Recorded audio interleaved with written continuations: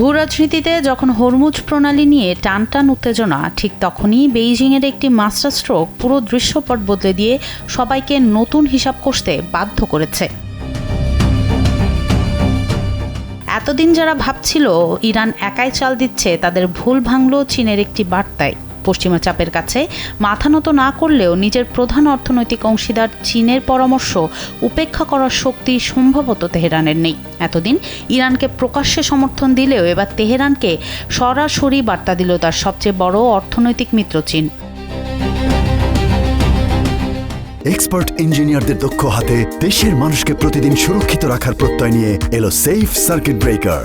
সম্প্রতি বেইজিংয়ে চীনা পররাষ্ট্রমন্ত্রী ওয়াং ইর সাথে মুখোমুখি বৈঠকে বসেন ইরানের পররাষ্ট্রমন্ত্রী আব্বাস আরাকচি।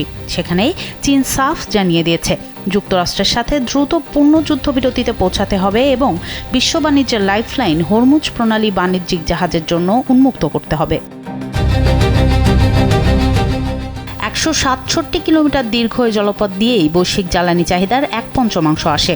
সেখানে গত 28 ফেব্রুয়ারি যুদ্ধ শুরুর পর অবরোধ বসিয়ে ইরান কার্যত বিশ্ববাজারকে অস্থির করে তুলেছে। তবে গত 8 এপ্রিল থেকে শান্তি চুক্তি আলোচনার খাতিরে যুদ্ধবিরতি চললেও চীন এখন চাইছে চূড়ান্ত সমাধান।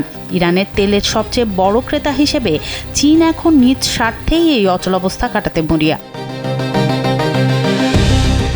পরিস্থিতি আরও উত্তপ্ত হয় যখন তেহরান ঘোষণা দেয় হরমুজ পুরোপুরি তাদের নিয়ন্ত্রণে থাকবে, বিদেশি জাহাজকে অনুমতি ও টোল দিতে হবে। এতে ক্ষুব্ধ প্রতিক্রিয়া জানায় ওয়াশিংটন। ডোনাল্ড ট্রাম্প একে বেআইনি বললেও ইরান অনড় ছিল।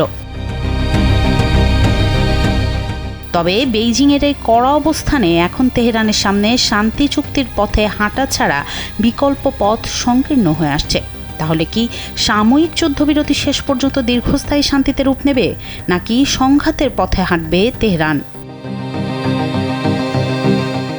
সনম সিদ্দিকী, কালবেলা।